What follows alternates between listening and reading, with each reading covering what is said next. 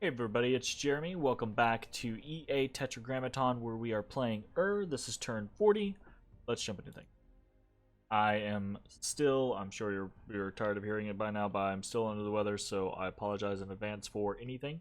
Let's jump into it though and see how things go. So we've got a whole host of site searches. Let's see if we get lucky. Right off the bat, Grove of Evergreen. So this is a +1 nature site in Kunaral. Kunaral is becoming more and more, it's already a very high income state for us, becoming more and more important. Really cool. Might end up having to ford it just to gain the benefits of some of this additional income. Auspex finds nothing, Gnome Lore nothing, Apsu nothing, Gnome Lore nothing. You get something with our second Apsu. We've got a Lake of Living Water over here in Delca. It's also turning into kind of a nice little scenario. Another water gem there. Dark Knowledge finds nothing. Auspex finds nothing. Haruspex. Get a Stone Circle in Eal, which is a nature gem, and Woodhinge Druids. We don't really care about the Woodhinge Druids, but the nature gem keeps adding to the mix. An Augury finds us a Smolder Stone, which is a fire gem. Very nice. We didn't find anything with our astral site searchers. So, we're doing a whole lot of site searching, but we netted 4 new sites, 4 gems this turn. Very good. We've got a battle in Mag, which is going to be pretty simple. We've got a little force of Guards, and that's pretty much it. Just running at a Necromancer. Easy peasy. Lemon squeezy. We take the mag back, which is nice, just to have the space, but also to have the 3 death gems that are coming out of that province. And then we get to witness a battle in Yomi, in which actually not a whole lot happens, because this is just province defense on top of Yomi's capital. Keep in mind, Lanka has taken Yomi's capital, so I believe it is now going to end up being a siege. Let's see if anything interesting pops up, right? We get Earthmite. So it doesn't look like... Ooh. We got air shield, air boys back here. So we might actually have like some flying scenarios. Oh, this is their god. I didn't even realize their god was floating around. Holy crap. Alright, cool. So not this turn, but next turn is going to be a pretty big climactic battle, I think, between Lanka and Yomi. I would assume it's next turn. It might take like a turn or two to crack the fort. We've got a unusually hot summer for some fire gems in the Gladewood, and then we've got insect swarms eating the crops and annoying the populace in Delca. So, what are we doing this turn? This is, again, going to be kind of a tame turn. We don't really have a lot of crazy stuff going on this turn. Our primary focuses are the continued site searching of our lands. Again, we are burning through a lot of gems to do what we are doing. It is potentially a problem, but it is what it is. I want to get everything basically site searched and finished, and then moving forward. We've got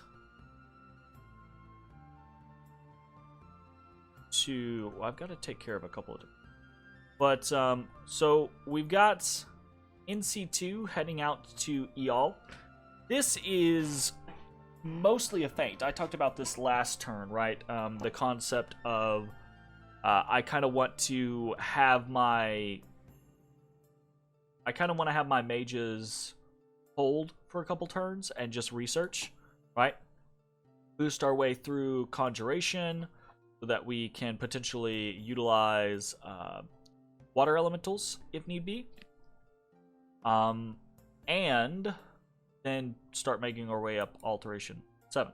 Okay, But at the same time, I want to be able to respond should this fight go in Lanka's favor and he basically smashes Yomi's army. I want to have an army that's close enough to be able to pop in, take Trackless Wastes, maybe take Feral Woods, right? Like, get a little piece of the land.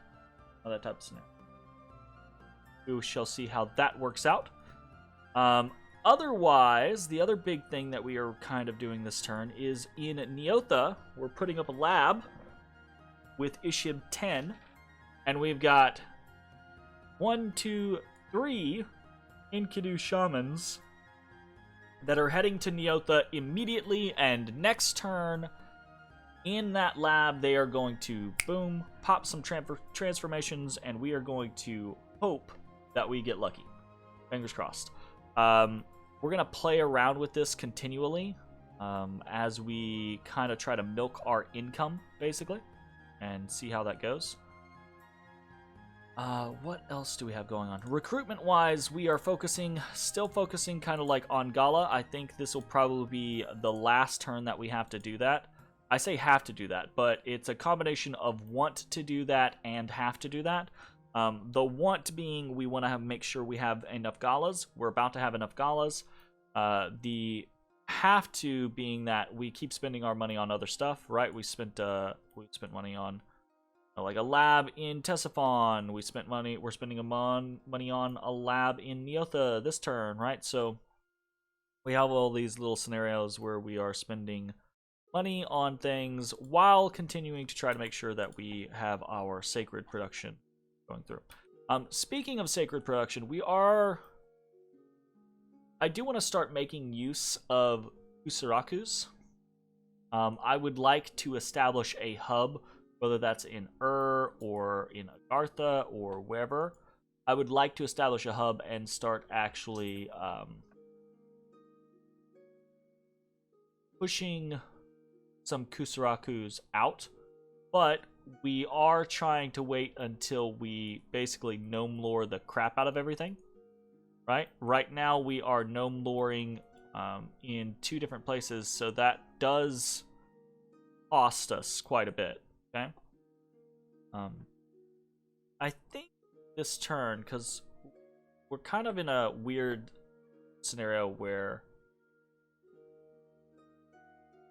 Check. We've got to figure out something to do with our other Dwarven Hammers.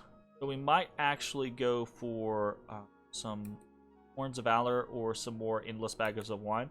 Endless Bags of Wine are kind of this thing where you use them forever.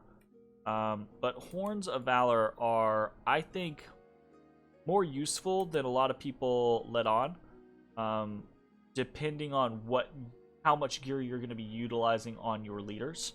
And if you're not going to be using much gear on your leaders, Horns of Valor are actually pretty economical.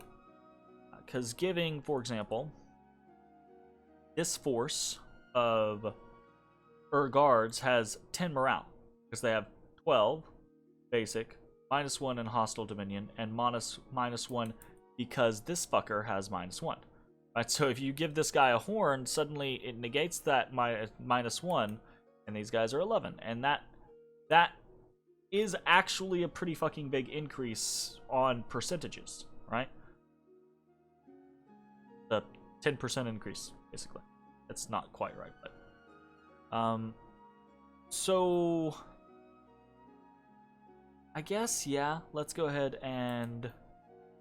The alternative, right, and you can see I'm actually doing it on one of my Ishibs, is the alternative is starting to forge some water stuff. So, like, water lenses are a good example of some basic water gear that we can forge on the cheap that is useful to us in the long run. If we decide we want to send out a bunch of Ishibs, actually I'll probably do this, because if we decide next turn we want to send out a bunch of Ishibs, having a temporary water gem allows us to kind of like hold on to a little bit more staying power through some fights, you know? So let's go ahead and do that. And that's not gonna cause us any real issues. We'll do water lenses. I love forging in this game. I think forging is one of the coolest things the game has to offer. I especially love Dwarven Hammers and Efficient Forge. I think that's probably why I had such a fun time with Cyanwood City on the Pokemon mob, and I should honestly, I don't know why I haven't, but I should honestly play an Ulm game in on camera because I just love being able to do that type of stuff. I love efficient forging. So, what else are we doing? I think that's about it. Unfortunately, we're really desperate to get some astral pearls, right?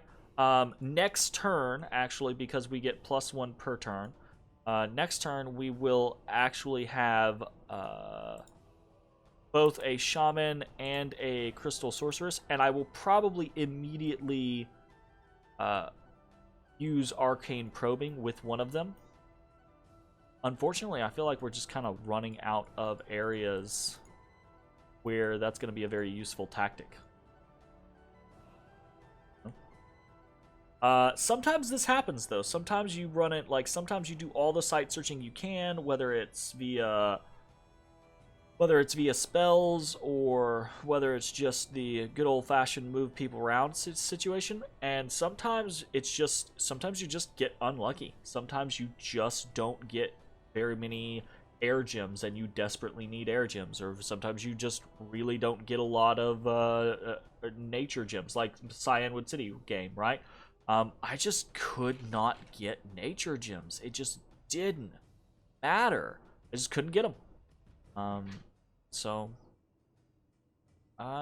that was even after the point to where, like, I got some nature mages and I Haruspexed my entire empire. And I still ended up with, like, sub 10 nature gems per turn. Which is, rough. The empire that size. So, anyways, I think that's probably going to be it for this turn. Not a very exciting turn. There's not really a whole lot going on. Just moving in to continue the scenarios that we were already doing. I'm going to try to be in striking range of Yomi.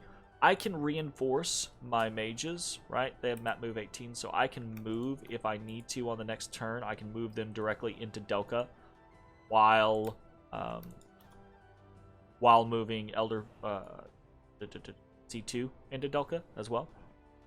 So we should be able to reinforce if we need to without too terribly much issue. Why are these guys... What's going on? Have what?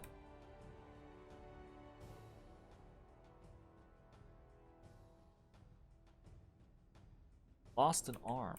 Oh, I guess these are actual battle wounds because they did fight a couple fights. So I wish I had healers. I wish had healers. Anyways, all right. I'm just hemming and hawing. I'm gonna go ahead and end the video here. I hope you had a good time. I will see you all next time. Bye, everybody.